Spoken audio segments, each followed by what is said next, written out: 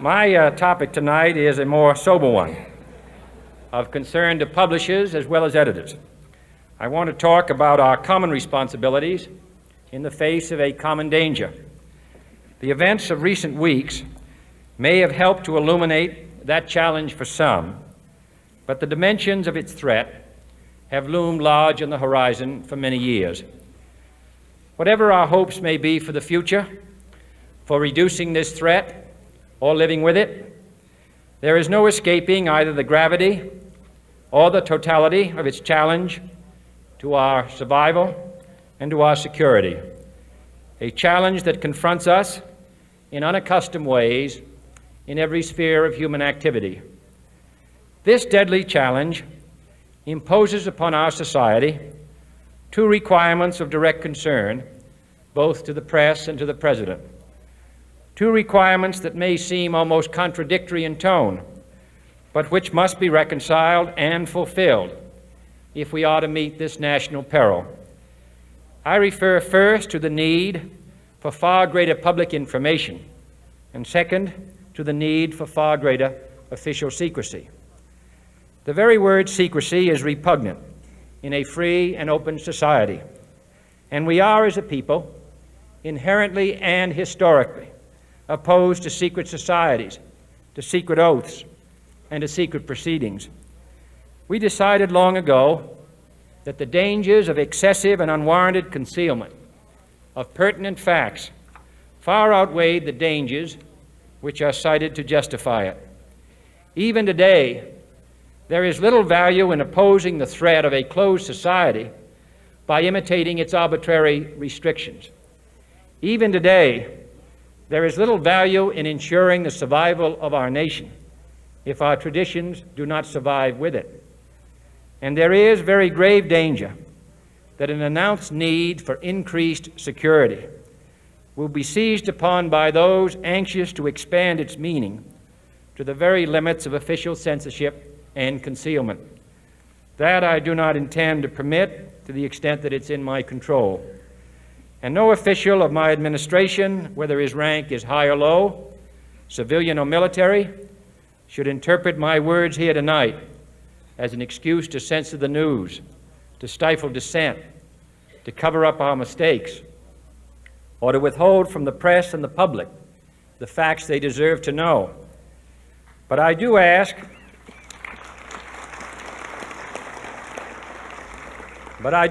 every publisher, every editor, and every newsman in the nation to re-examine his own standards and to recognize the nature of our country's peril. In time of war, the government and the press have customarily joined in an effort based largely on self-discipline to prevent unauthorized disclosures to the enemy. In times of clear and present danger, the courts have held that even the privileged rights of the First Amendment must yield to the public's need for national security. Today, no war has been declared, and however fierce the struggle may be, it may never be declared in the traditional fashion. Our way of life is under attack. Those who make themselves our enemy are advancing around the globe. The survival of our friends is in danger. And yet no war has been declared. No borders have been crossed by marching troops. No missiles have been fired. If the press is awaiting a declaration of war before it imposes the self-discipline of combat conditions, then I can only say that no war ever posed a greater threat to our security. If you are awaiting a finding of clear and present danger, then I can only say that the danger has never been more clear, and its presence has never been more imminent. It requires a change in outlook, a change in tactics, a change in missions by the government, by the people, by every businessman or labor leader, and by every newspaper. For we are opposed around the world by a monolithic and ruthless conspiracy that relies primarily on covert means for expanding its sphere of influence, on infiltration instead of invasion, on subversion instead of elections, on intimidation instead of free choice, on guerrillas by night instead of armies by day. It is a system which has conscripted vast human and material resources into the building of a tightly knit, highly efficient machine that combines military, diplomatic, intelligence, economic, scientific, and political operations. Its preparations are concealed, not published. Its mistakes are buried, not headlined. Its dissenters are silenced, not praised. No expenditure is questioned, no rumor is printed, no secret is revealed. It conducts the Cold War, in short, with a wartime discipline no democracy would ever hope or wish to match. Nevertheless, every democracy recognizes the necessary restraints of national security.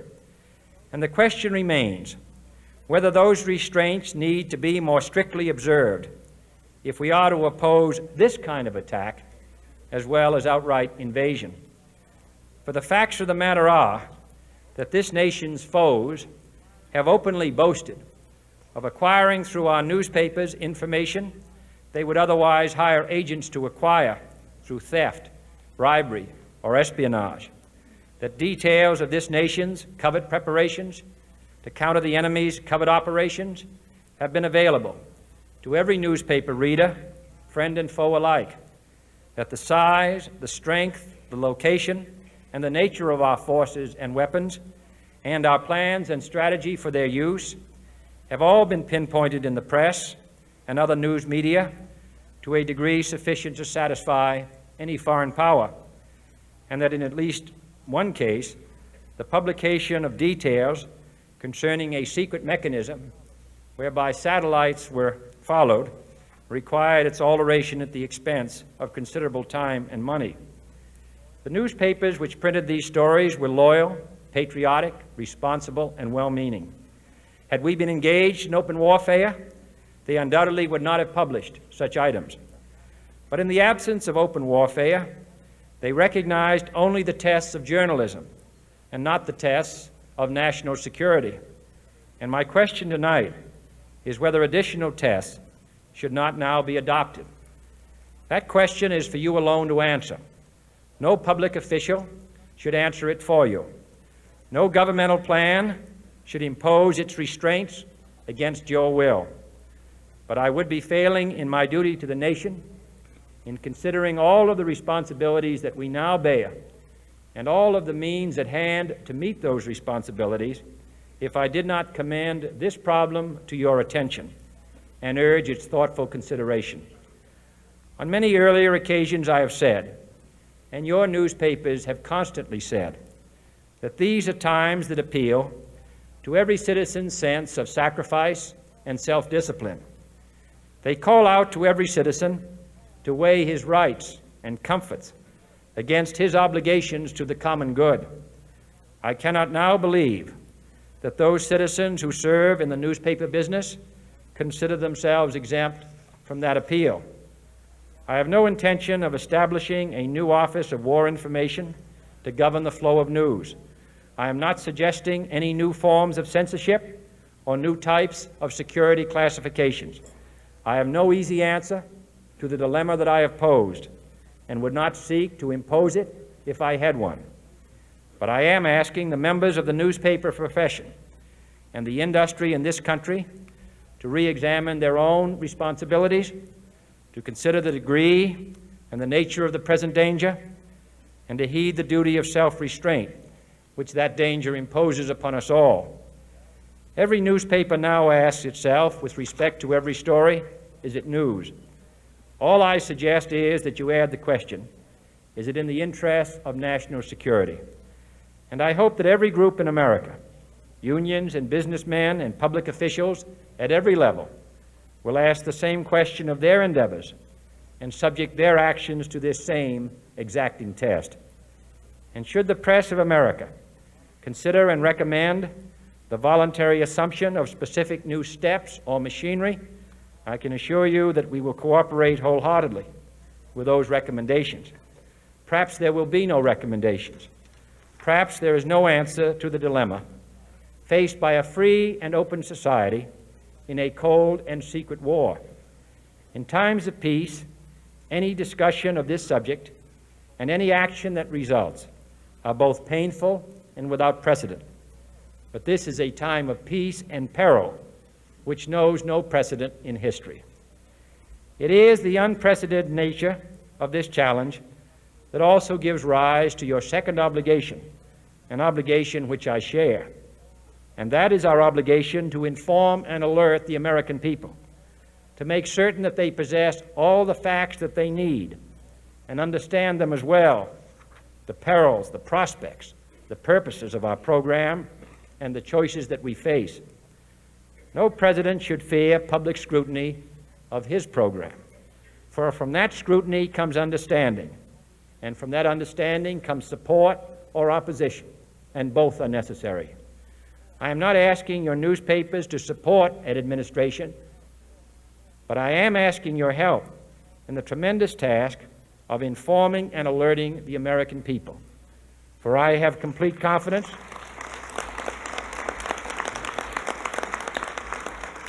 in the response and dedication of our citizens whenever they are fully informed. I not only could not stifle controversy among your readers, I welcome it. This administration intends to be candid about its errors. For as a wise man once said, an error doesn't become a mistake until you refuse to correct it. We intend to accept full responsibility for our errors, and we expect you to point them out when we miss them. Without debate, without criticism, no administration and no country can succeed, and no republic can survive. That is why the Athenian lawmaker Solon decreed it a crime for any citizen to shrink from controversy.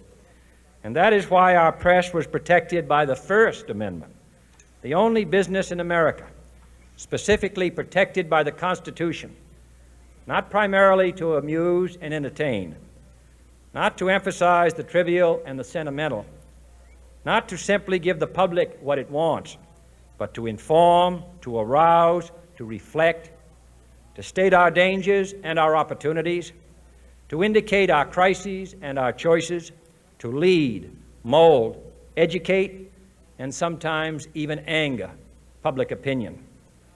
This means greater coverage and analysis of international news, for it is no longer far away and foreign, but close at hand and local.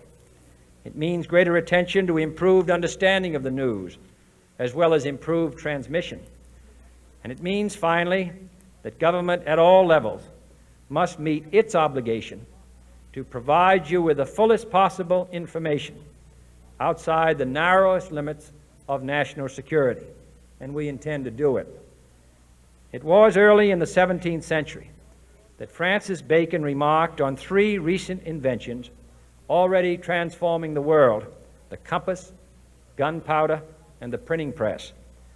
Now the links between the nations, first forged by the compass, have made us all citizens of the world, the hopes and threats of one becoming the hopes and threats of us all. In that one world's effort to live together, the evolution of gunpowder to its ultimate limit has warned mankind of the terrible consequences of failure.